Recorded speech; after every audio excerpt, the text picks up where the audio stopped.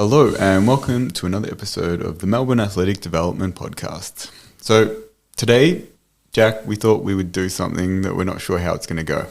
What were you thinking of doing, John? We want to talk about the psychological aspects associated with performance and healthcare. And as practitioners who are not psychologists or psychiatrists, how that actually will play out in regards to what involvement we have in that process. Yeah, and even though we aren't psychologists, it's something that is paramount to what we do if you want to actually get good outcomes with the people you work with. And I imagine for you, particularly as a coach, if you don't consider the psychological elements to performance and success. Yeah, exactly. It's interesting because, the more the time goes on, I spend more and more time learning about psychology. And sometimes I think, maybe I'm overdoing it and I'm spending too much time looking at that stuff. But essentially, it seems like the nuts and bolts of the performance side of things in terms of the technical aspects or the physical aspects tend to sort of line up pretty quickly. And I think the same thing happens in healthcare. Like we know, okay, this is kind of the system that we're going to use in terms of approaching a problem. We know that, we've spoken a lot about the fact that we have, for instance, three major areas that we tend to look at, tissue properties, we look at the biomechanics of movement, and we look at, their stress tolerance or the hormetic profile, we tend to call it. And, we know what we're going to look at and we know that we're going to adapt it to that individual. However, like the other big aspect that is a major factor, and it fits within that hormetic profile, but it's very much related to the psychology of the situation and how someone perceives the situation, what skills they have to be able to deal with that, not only whatever the outcome is of that physical stress, for instance, if it's an injury, but actually the psychological ramifications of that. And, just recently we obviously did a podcast with researcher Stephanie Philbay, and most of her research has been in ACL injuries, and she was mentioning she's had 2 ACL injuries herself, one including 2 re-injuries to the graft, and psychologically, that is actually extremely stressful. It's a horrible experience to go through because you've obviously got that hope of returning to, say, sport or activity, and then all of a sudden the function of your knee is back to the start again. Yeah, and, in more severe cases, it actually changes your ability to perform physical activity long-term as well in terms of the development of things like osteoarthritis or other problems associated with a serious injury or multiple re-injuries. And that's I think it's something that, and we spoke about it with her about, potentially say healthcare practitioners who aren't in the psychological realm probably need more training in that area, not to necessarily take over the role of someone like the psychologist within that team, but to be able to make sure that they're appropriately addressing what's going on and they're not downplaying someone's... You're dealing with someone's psychology regardless whether you like it or not. So I think you have to be careful to not start to silo these different systems as something that, I only deal with the musculoskeletal system and only with, rehabilitation in terms of exercise rehab or manual therapy. There's so much more to it. And I actually think of the conversation we had with Paul Coburn about this, of thinking of success or indicators of success with, say, compensable patients, where you would expect, if you're looking at it purely from that biomechanical model, that it has to do with your quote-unquote best management for that particular injury, which at the same time... At a certain level it does. Oh, of course. But it's not that simple, is it? No. I think it highlights the interaction of these different systems where you could be doing all the right things in terms of building up the physical capacities that individual needs for that task or sport. But if you don't address some of the key psychological or emotional factors associated with how that person perceives their injury, or, and I think particularly with regards to performance, how they actually perceive themselves when they go into a competitive state, you're missing the biggest factor here, the biggest modulator. So, I think we obviously need to separate the two because they are slightly different, but I think one of the key things at the start that we've started to spend a lot more time doing, I think, in our clinical practice is sort of trying to understand the expectations of patients. because obviously that lays the foundation for what they're trying to achieve, and obviously there's motivation behind that and understanding that. I think what goes with that is understanding value systems.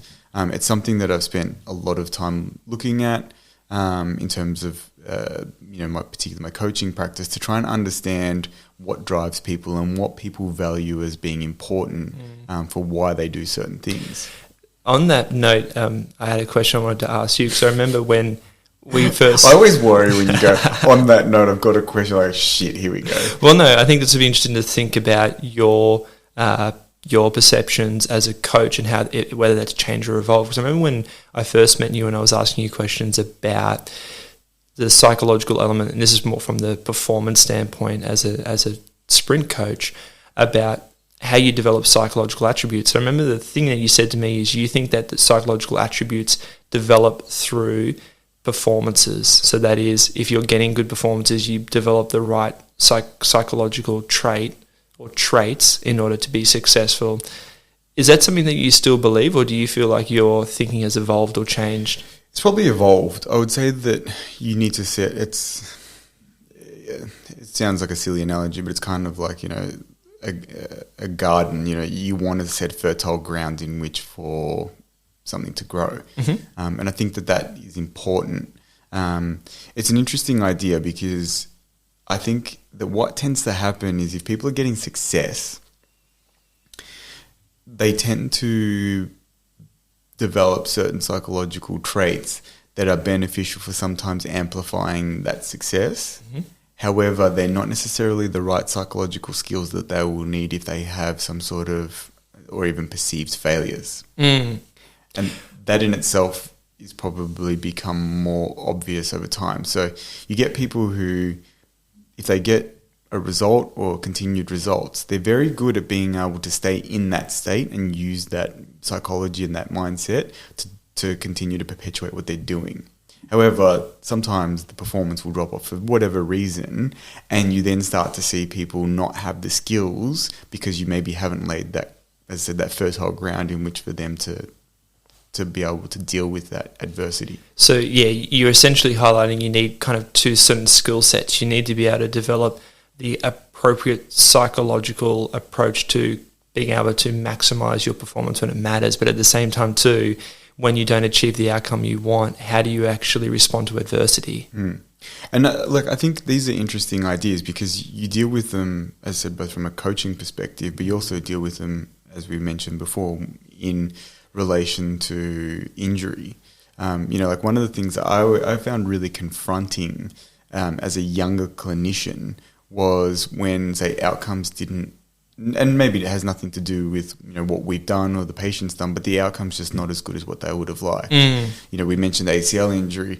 If someone has, they go through all of their rehabilitation, they're 12 months plus post, they've passed all their tests, they've seen the surgeon says, yep, you can go back to playing whatever sport you want to play, and then 3 or 4 months later they re-rupture it. And you're devastated for them, they're devastated, and it's a really interesting interplay, because you feel like you've done everything that you can to help them based on what the research is or evidence is, but they are going to have to go through that process again if they want to get back to that level of participation. Yeah, I think the other element to that too, and this is probably more relevant in like a private practice setting, if someone comes to see you for preventative measures to try and mitigate injury, but then they do get an injury, there's always that conundrum of like, well, I came here to avoid this happening. It's like, I know, and I would love it if I could always assure that there is a 0% chance of you not injuring yourself, but that's just not probable in terms of... The risk of participating in particularly sometimes like high intensity sport is that you'll get injured. And the probability is there that most people throughout their participation at some level will have some form of injury, whether that's some sort of soft tissue injury or a fracture or whatever it is, but they will have some sort of, some sort of development over that time. So it's an interesting one with that. I just think that it's starting to become much more aware in my interactions with people of like understanding not only what I say and what I'm trying to glean from them, but to actually understand what's going to get the best outcome for them. Because as you mentioned before, it doesn't really matter whether we got the nuts and bolts right of the biomechanics or the tissue properties if they don't necessarily go into that situation prepared psychologically, and they may end up getting re-injured because of that. Well, here's a question for you then. Are there particular psychological attributes that you attach to people having better outcomes following injury? And an extension of that, and if they don't, are there particular strategies that you use to try and better their outcome? Well, I think it's like the interesting ones, and again, we'll say this over and over again in this, we're not psychologists. So we're not trying to take over that role, and obviously if there's anything of clinical significance, we would refer on to those professionals. But the thing that I think is always really important is to kind of almost screen for what kind of profile someone is in regards to like their willingness to learn and to grow. People will have probably seen a lot of work from Carol Dweck on growth mindset, and it's essentially, you don't have a fixed idea of your ability to learn new skills, new knowledge, and that your performance is not fixed, whether that's a cognitive task or whether that's some sort of physical task. So I think that's a key one. Like if someone says, well, I can't get better, straight away that's a really big psychological flag that they have a fixed mindset about the outcome that they're going to achieve. And your job is, I think at that point, to probably present them with the research that shows that, okay, well, there is really good opportunity for you to get a good outcome. And you also need to then talk to them about, well, why do you have this feeling or this thought or this idea that you won't get better? So I think that's a key one for me is identifying the growth mindset stuff. Yeah, and look, I think people forget that there is evidence out there showing that if you look at one of the key indicators for outcomes and return to play or performance, say following an ankle injury or a hamstring strain, it is people's actual perception or expectation of how long it's going to take. Yeah, and that's all that COPA versus non-COPA kind of research. And absolutely. It's for the people who are interested, it's quite interesting to see the outcomes that people get when the perception of the individual is probably the main thing that they're assessing. Do you think you're ready to go back to sport? If they say no, then they're more likely to get injured. If they say yes, then they're less likely to get injured on return. Well, and it's actually such a simple thing to ask someone is like, what are your expectations here in regards to like coming to see you, but also what's the outcome of their injury? Because that's often very insightful and gives you a lot of information about, are they someone who is optimistic? Are they someone who is pessimistic? Are they someone who is also potentially open then to change? Yeah, because as you said, like if someone's mindset is that there was no way of them having any influence on the development of that injury in the first place, then they're already a bit close to this opportunity for growth. Well, and yeah, that's a big point because we've talked about this before, but I find one of the best indicators for good outcomes is someone's willingness to change, because the reality is there's obviously some exceptions in terms of like acute traumatic injury from, say, an external blow from a player that's out of your control, but more often than not, an injury develops because there is some deficit. That may be a psychological one, but often too there's a physical component to it as well. And I think our job is to be able to identify, well, what are those components and how do we actually develop them? But that actually may require someone to change their training habits. That may require someone to include something new that they're not used to, maybe potentially changing the training methodology that they use. But then that comes back to how open are they actually willing to make those changes as well.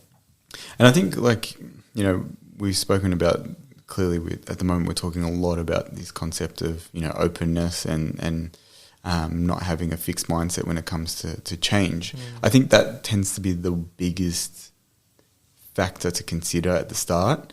And then I think the key things, as I mentioned before, is things like values. And I got really interested in this topic of, understanding your values. And there's a number of screens that you can do to look at and identify your key values. Now, there's obviously hundreds of values that you could have, but there are a number of different ways of measuring this. And I think it's really important to kind of understand. Now, I know that at the level of in our clinical work, we don't necessarily screen for people's values.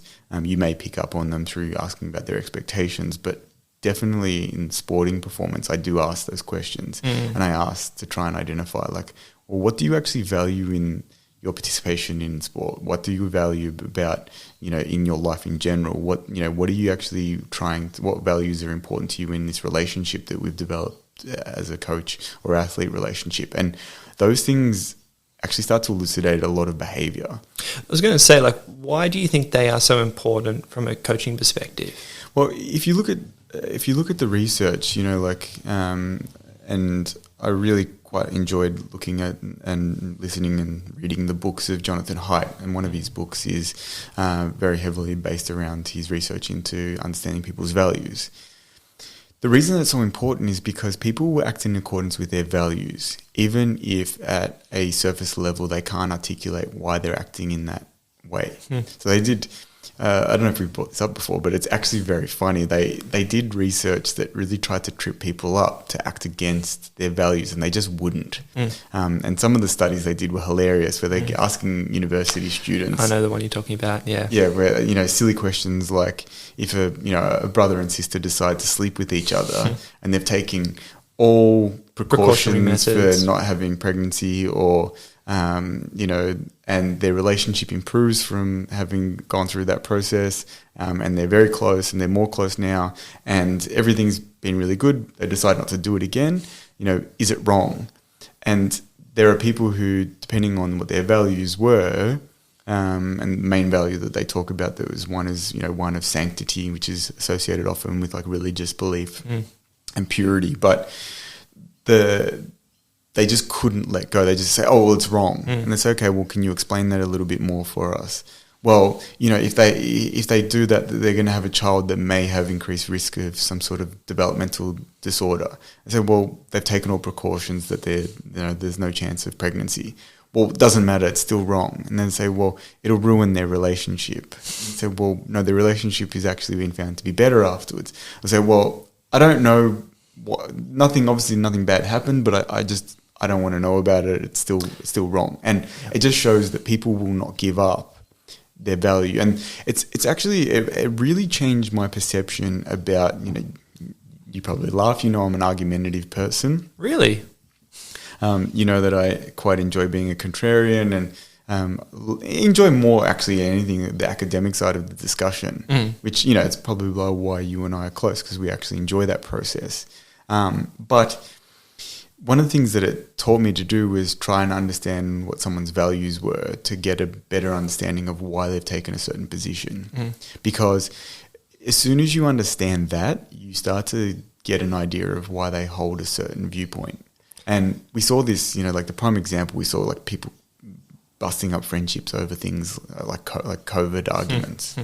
But it was really clear that some people, for instance, they held the value of compassion so highly that to them the idea of, any deaths associated with COVID was considered the worst possible outcome. Then there are people who had much lower levels of value in things like empathy and compassion who were happy for a certain acceptable amount of death rate. Now, I'm not going to argue either way. It doesn't, it's not the point here. It's not the point. But the fact is that there were friends and family members who, because their values differed so highly on that, spectrum, they couldn't see each other's point of view.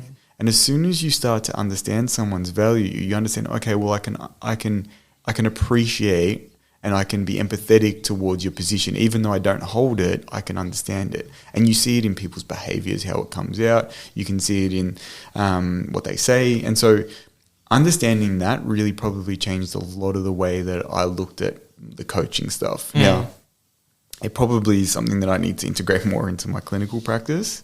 From your point of view, have you started to integrate any sort of psychological strategies for, how you're interacting with people? Well, I think the big one I often think of is going back to the point I made before about their openness to change. How do you think we tackle that? Because that one seems to be very difficult. Yeah, it is. I think the thing that I think of straight away is, you need to determine where they are on that spectrum to help give you an indication of the rate of change that you can implement. Because one of the things that allows you to have a good outcome is the ability to have continuity with that person. And the reality is, if they come in with certain expectations and you don't meet them, you may be considered, the expert in that particular field of managing particular injuries, but they may never want to see you again because you actually haven't addressed what it is that they want. And part of that is thinking, well, why are you actually here? Now, sometimes that might seem obvious of saying, well, I'm in pain. I want a reduction in pain. Okay, we're going to really focus on that to begin with. And that's something that gives you valuable information straight away of like, this person may have a lower spectrum or bandwidth for tolerating pain. Their expectation is to experience no pain from the beginning. And that gives you a lot of information about the things that you can or cannot do, and taking that into consideration with the presentation of their injury of what is your expectation based on the pathophysiology. But I think the other thing too is, what are their expectations in terms of how much actual input they get from you as well too, because that's also going to give you some big indications about again, the rate of change that you can actually implement with them. But I think that's an interesting one, because I think, there's crossover with values, and there's also obviously personality traits as well. People will be aware of things like the big 5 personality traits, one of which is openness. So when someone is more on that sort of less open, more closed, they also then start to develop certain values that perpetuate how they define themselves. So if they're like, no, well, this is how I am, that feeds into that personality trait of them not being as open. And that can become a real problem with... It's always a really interesting idea, because you can obviously never convince anyone of anything. People will change when they are comfortable to do so. And you've got to create that environment in which they can explore that themselves and then come and arrive at that position.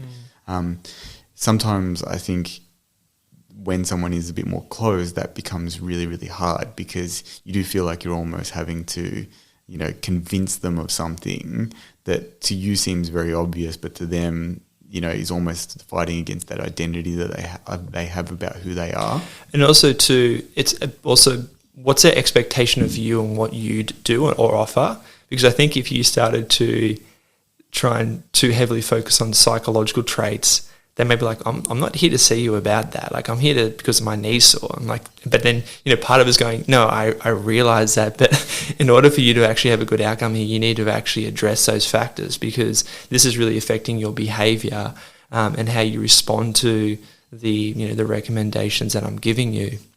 It's funny you say that, because I always struggle with the concept when it comes to, say, even performance of the athletes. And there seems to be certain mindsets, I think, held in different places around the country, at least in the sport that I'm involved in, that are a lot more aggressive with, say, the healthcare management versus those that are a bit more conservative, and also the ones that are a bit more fixed on, well, we need an outcome now, so we're going to elevate this to the sports doctor or the surgeon, rather than actually putting faith in, okay, well, we need to work out what's going on and then develop a plan to maybe conservatively manage this. It's a really interesting idea. You also get a lot of, for instance, athletes who they will take, whether it's painkillers or, anti-inflammatories, as if they're, Skittles, because they just want to get through a certain performance rather than addressing the underlying issue. And that to me sort of speaks to maybe some of those underlying values of, okay, well, do you actually want to work out what's going on, or are you someone who's happy to have quick fixes and patch up the problem with, simple things? Yeah, and part of that's, again, expectations. It goes back to our conversation we had with Steph Philbay of looking at, say, management post-ACL, where it's very heavily embedded in the Australian psyche that if you injure your ACL, you have to get surgery. Yet, as Steph highlighted, there's already quite a large body of literature showing that the outcomes of surgery versus conservative management are kind of trivial anyway. Now, don't get me wrong, I think there are going to be times where someone does have a better outcome following having surgery, and there's going to be some people who have better outcomes who don't. I don't think it's just as black and white, or you can just do one or the other. But if you already have someone who has an expectation that, well, I need to just go see the surgeon, like that's the obvious thing to do. Because the idea of, well, one, that's what they believe. But two, I think of the idea of going into conservative management, it's almost like going into the unknown of like, well, what's the outcome going to be here? Like my ACL can't heal, can it? Or I need my ACL in order to be able to do the activities I want. And that might just be walking, for instance. And I think that comes down to, again, that sort of understanding that individual, because if you know who's someone who's very risk averse and unpredictability is not something that they're very comfortable with, you're not going to get a very good outcome if you put forward some sort of management strategy that is less predictable or has less maybe, research or data to back up what the outcome potentially will be. I wanted to jump back a bit because it was interesting. We were talking before about values and belief systems with regard to, say, Jonathan Haidt's work. And one of the things I wanted to ask you, because it's an interesting example you gave, but what is it about values that you think is so important and relevant when you look at the performance of an individual? Well, I think it gives you a lot of understanding of what motivates them. Like I can give you the prime example. Like I've got athletes in my group that I coach that success is very important to them. That's one of their values, is that they succeed, right? And on the surface, they might seem shallow, but it may be very related to them individually. Like I think it's funny talking to one of the athletes about this. It made me realize that at a certain level, so do I. If I set a goal, whether it be as a coach or as a clinician or as a person, I would like to get pretty close to it, and I hold myself to the standard of wanting to achieve that success. But there are people who don't really have any, desire, or they don't value, achieving certain successes. For them, life is not about that. It might be about many other things. And this isn't to say that it's that those people don't achieve amazing things. It's just they don't view the world as, the next box to tick. And if that's the case, then you need to find different challenges for those people to be able to engage with in order for them to be motivated. You firsthand saw one of my athletes on the weekend just past who his motivation is not based around his identity as an athlete. So for him to perform well, he needs challenges, but they're not going to be about achieving a certain success on the track. And it's really challenging as a coach to think, well, how do I actually create an environment where this athlete is really engaged and is, wanting to be self-motivated and driving towards certain performance? Because they do want to do well, but for this individual, for instance, it's very personal. It's not really related to some sort of external definition of I'm an athlete because I did X or I achieved X. I was going to say, do you have any answers to that question then?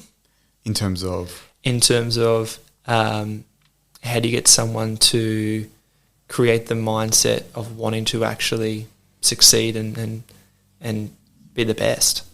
Well, I think at the end of the day, like they need to have certain values. If their values do not have any crossover with achieving certain levels of performance, then it's probably not going to work. Typically you find in elite athletes, their values tend to be things like excellence, or a lot of them are really, as I said, might be driven by success, but or it might be diligence or hard work are things that they really value, and that's why they've ended up in this position in the first place, right? So you need to identify that, and if they don't have those things, then you typically get to see why they either don't stay in the sport, or why they don't necessarily get to the levels that they need to get to. And that can be hard. Like at that point, maybe it's probably the stage where you need to bring in external people to say, well, if you're telling me that you want to do these things but you don't value them, then where do we go from this? That's maybe where you have to engage with us, whether it's a sports psychologist or some other sort of professional, to be able to explore that a little bit more. I do think that the better athletes that I've dealt with tend to have similar value structures, or have value structures that do align with their achievement. And so, for instance, for that athlete that doesn't necessarily look for that external performance success, for them, though, they actually really like challenges, right? And they're very competitive, so they value competition and they value challenge. They just don't necessarily value success in a particular thing, or they need to personally actually engage with that challenge. So, funnily enough, like this person, whenever we travel or whatever, we play games, we play cards. They're super competitive. They love the challenge. They love, the engagement in that process.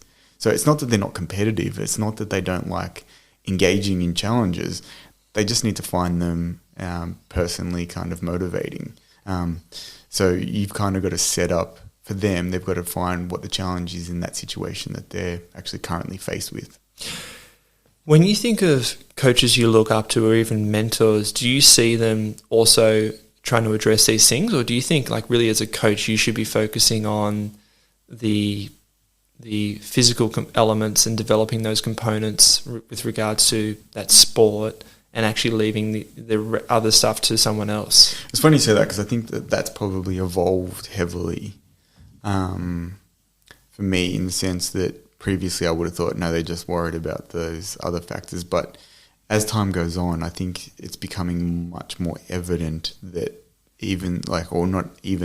that most of the top coaches are thinking about these things way more. And they're significantly a greater challenge for these people to get performances from individuals than, as I said, the nuts and bolts of, as you said, like the physical outputs or the technical outputs or the tactical things, because those things weirdly are quite simple. And you spend the first maybe 5 years plus of your coaching thinking you've got to get really good at those, and you do. But then after that, it becomes like, okay, well, I know how to teach someone how to move well. I know how to give someone, the physical characteristics. They obviously have to come with some physical characteristics, and then you try and enhance those.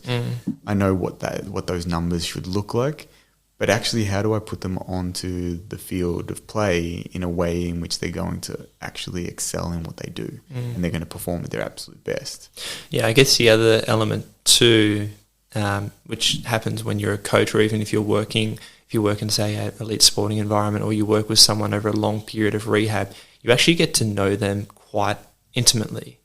And so with that comes to understand their psychological characteristics, but also just the other things that are going on in their life and how that actually influences their development. One of the mentor coaches that I had recently through one of the programs I was involved in, said this, he sort of said it's quite funny because you as a coach, you think you're pulling all these levers and doing this stuff, but if your athlete's happy, they generally perform pretty well. And I think that that's probably true. And I think it's the same thing when you're dealing with sort of like injury management as well. I think those people who tend to be, as you said, a bit more optimistic and have that growth mindset and are open to learning and change and generally have a more open and sort of happy affect tend to probably get better outcomes than those that are extremely negative or don't want to change or who aren't willing to explore different ideas. And that in itself is probably the, humble, or the humbling experience when you realize maybe if they were just happy, then most of the things that I'm doing, as long as, all things being equal, that's probably the thing that I need to be regulating a little bit more.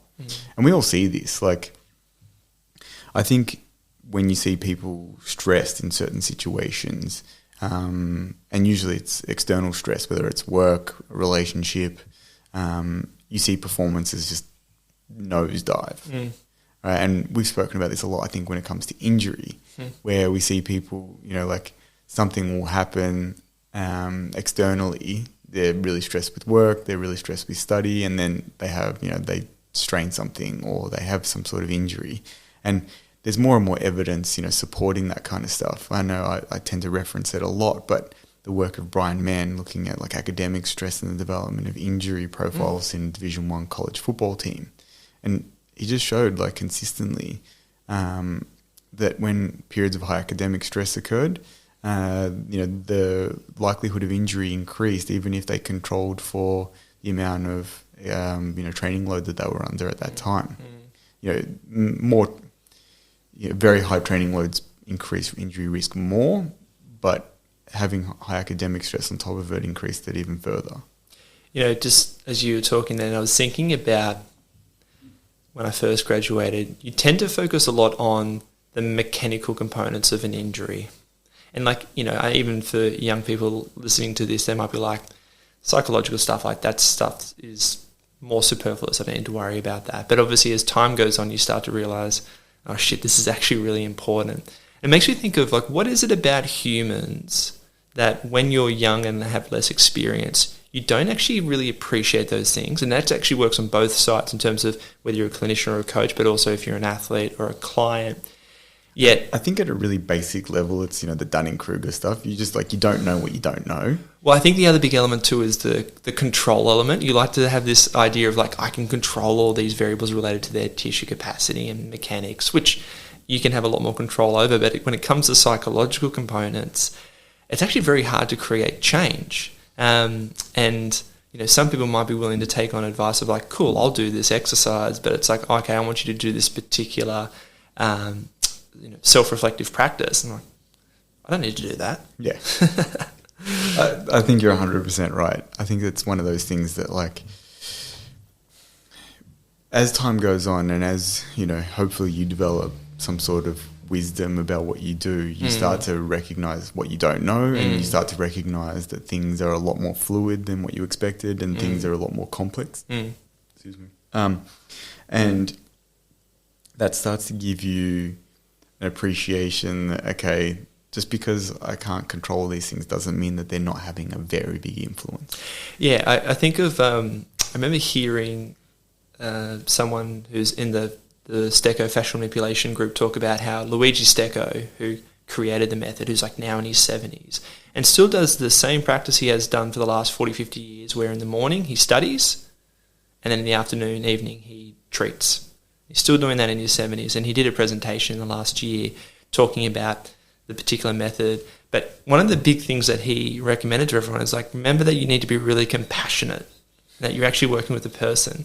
And again, it's one of those things where I think as for younger people, you're why are you telling me about compassion? I want to learn the nuts and bolts of this particular method. But it's interesting for someone like him who has just had so much experience and clearly is quite brilliant in terms of putting forward some of the theories and hypotheses he has, that, he's getting to the point of don't get me wrong, you need to think about the underlying pathophysiology and how you assess and treat, but also just think that, if this is a person. Totally, yeah. And again, it sort of brings me back to that point of Paul Coburn talking about successful outcomes of clinicians with compensable patients, where clearly their ability to interact and connect with that person, probably the language that they use, has such a big impact, particularly in that situation where if you have an injury at work, you might have certain beliefs or negative emotions attached to that workplace, for instance.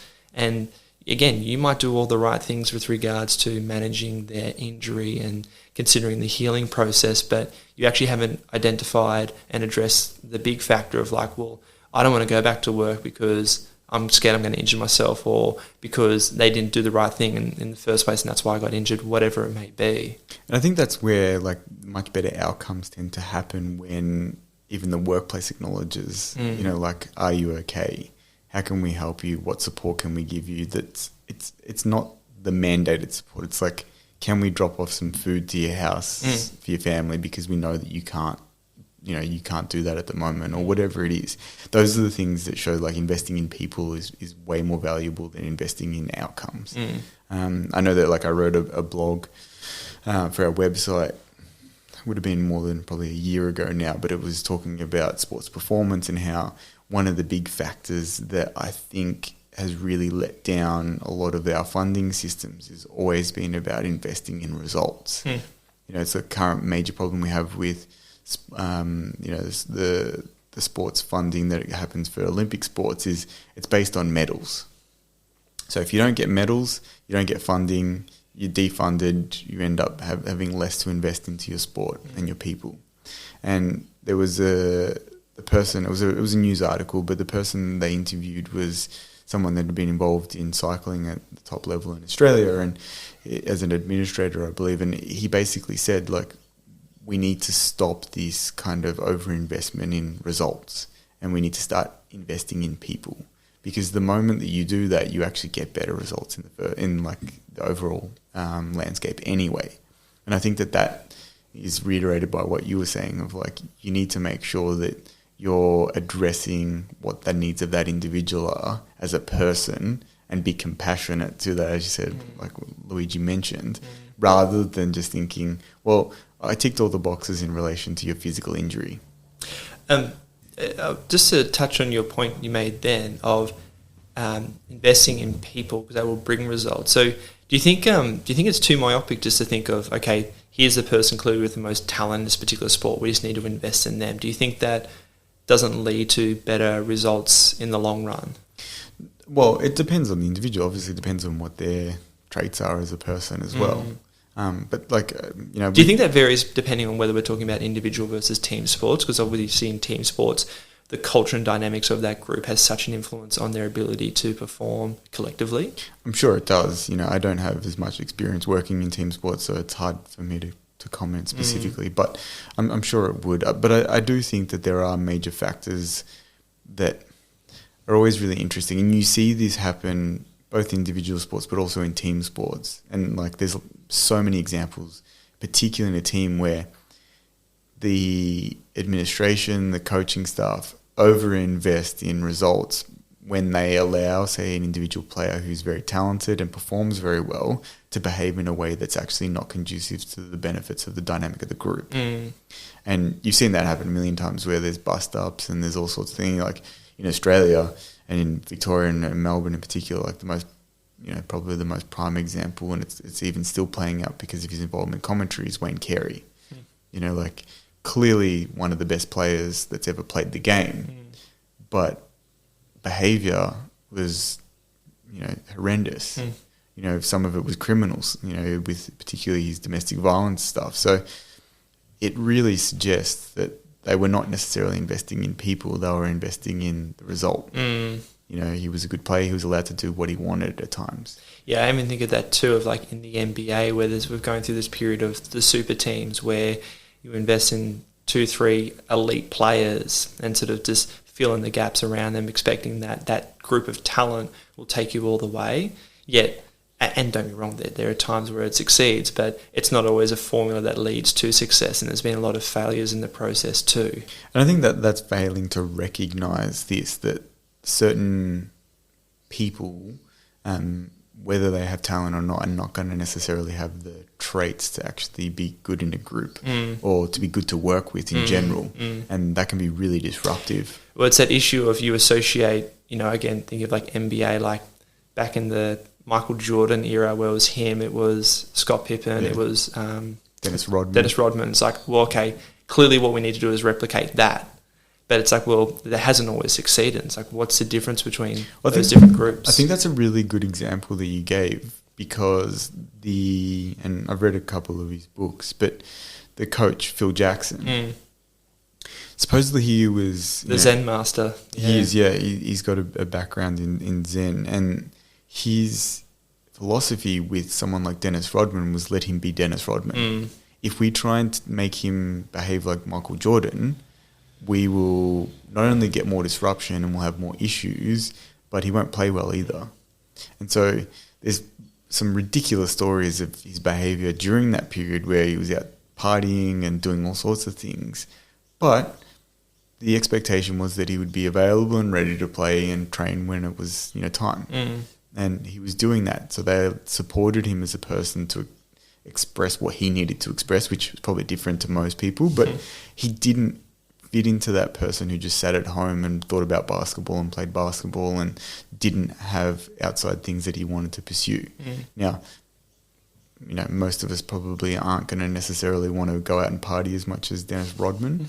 But there is an element where they respected that he was a different character and that his values were different. And it didn't mean that it's like what I was saying about that athlete that we mentioned on the weekend. Like, just because Dennis Rodman didn't value training at 4 a.m.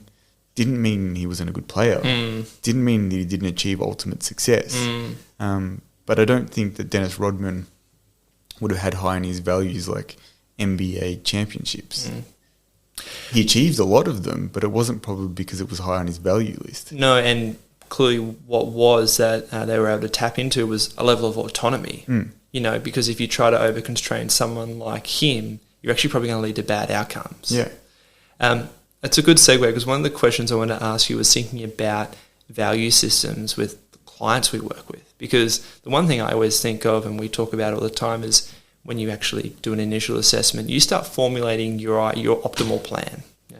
And that optimal plan is probably something that you put in inverted commas based on the fact that that always changes and the fact that you may be right or wrong. But part of that is also going back to thinking about that person's expectations and thinking about where your expectations and their expectations are, which may not always align. So, you know, I'm interested to hear your thoughts on how do you address that issue if there is a mismatch in expectations? And are you someone who's more open to leaning more towards what the patient or the client expects in terms of what you focus on? Or are you willing to, or are you someone who's trying to pull them towards your expectations? And that can be with things like the type of treatment that you do. With, like, a good example would be something like manual therapy versus exercise, but also expectations about how often or frequently you actually see them. I think it really depends on whether you think that how far those things are apart. You know, like, I think obviously they come to you with a clinical problem, and part of your job is knowing what the likely outcomes are for someone who fits within this kind of presentation. Now, you might need to do more research and talk to colleagues and all that kind of thing, or get, you know, referrals to other people, but you should have a general idea, and then you've got to put together, if someone says, you know, and the prime example that we get often, particularly say young athletes, they'll strain their hamstring quite badly, might have tendon involvement, and they say, oh, I'll be ready in 4 weeks. And you have to sit them down and say, like, look, the reality is that you're not going to be ready in 4 weeks. It's actually a good point, you know, I mentioned before, of like one of a good indicator of outcomes is a person's expectation of how long it's going to take following their injury. But that is also an issue when there's a mismatch between your expectations of how long it's going to take. Yeah, so I think it's about, if they're not too far apart, I think that's when you can have a slightly different conversation. But I think one of the things that you then get an understanding of is what their motivation is and why their motivation is what it is. And your job is really to, like, the thing that I've learned, and it's something that I learned the hard way because I would, you know, tell and not listen. I would, you know, speak before I'd even thought, and I still do. But one of the big things that I've learned to do, if I do speak, you know, maybe a little bit too quickly, is to ask questions rather than to provide statements. So if someone says, oh, I want to be back in 4 weeks, and, you know, you're looking at an MRI result on their hamstring strain, and it says, well, you know, you've got a tendon injury, and in your head, the moment you see that and you see that result, and you've seen the clinical picture, and you can see that, you know, clearly, clinically, they're not even showing signs of walking comfortably yet, and they want to be ready in 3 weeks. In your head, the alarm's going off saying, you're kidding yourself, it's not going to happen. Rather than saying, you know, you're kidding yourself, it's not going to happen, you ask the question, okay, well, you know, what makes you think that that's possible? You know, how would you know, like, how would you, or, you know, what information do you have that makes you think that that's likely? You know, if I was to put you towards this information that says, you know, otherwise, how do you think that you would deal with that? It's much more about asking those questions, I think, because if you start to do that, then they start to see the picture and they know that you're not forcing it on them. You're actually trying to open them up to the possibilities that maybe that's not the outcome they're going to get. Yeah. You make me think of, I can't think of where I heard this, but they were talking about how communities or groups of people who would say anti-vaxxers, of how you actually persuade them to vaccinate their children, for instance. And what they found was, this is like going into sort of the motivational interviewing stuff, which I think that term is misleading because it's not like you're there to try and motivate them.